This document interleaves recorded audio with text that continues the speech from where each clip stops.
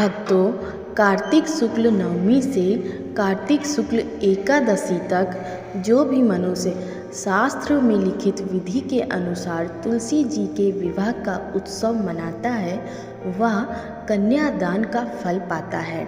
इस संबंध में एक कथा है। पूर्व काल में कनक की पुत्री किशोरी ने एकादशी तिथि में संध्या के समय तुलसी की वैवाहिक विधि संपन्न की थी।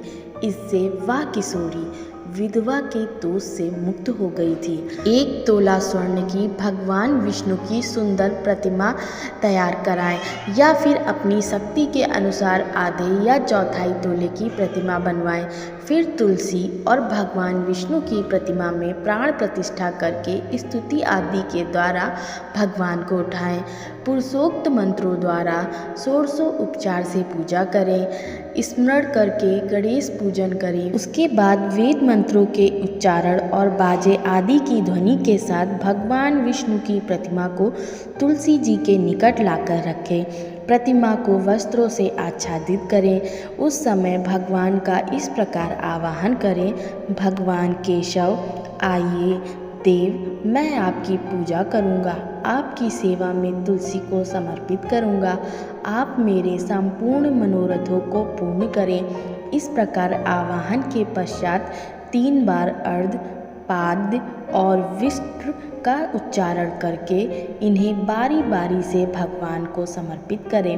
फिर आचमनीय पद का 3 बार उच्चारण करके भगवान को आचमन कराएं। उसके बाद तांबे के पात्र में दही, घी, शहद रखकर उसे तांबे के पात्र से ही ढक दें तथा भगवान को अर्पण करते हुए इस प्रकार कहें, वासुदेव आपको नमस्कार है या मधु पर ग्रहण कीजिए। उसके बाद गोधूलि की बेला में तुलसी और श्री विष्णु का पूजन पृथक पृथक करना चाहिए। दोनों को एक दूसरे के सम्मुख रखकर मंगल पाठ करें। जब भगवान सूर्य कुछ कुछ दिखाई देते हों तब कन्यादान का संकल्प करें।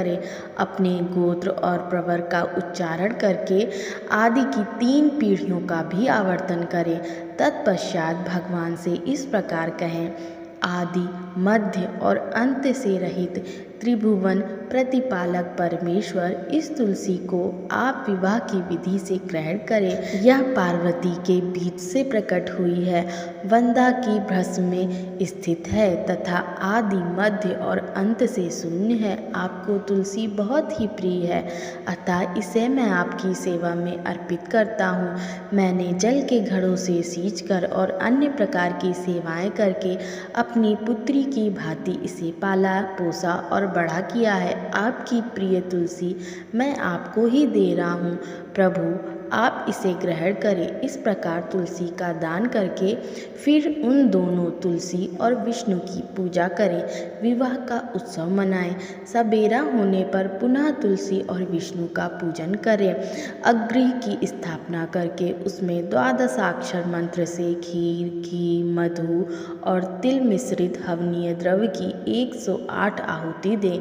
फिर सृष्टकृत होम करके पूर्ण आहुति दें। आचार्य की पूजा करके होम की शेष विधि पूरी करें।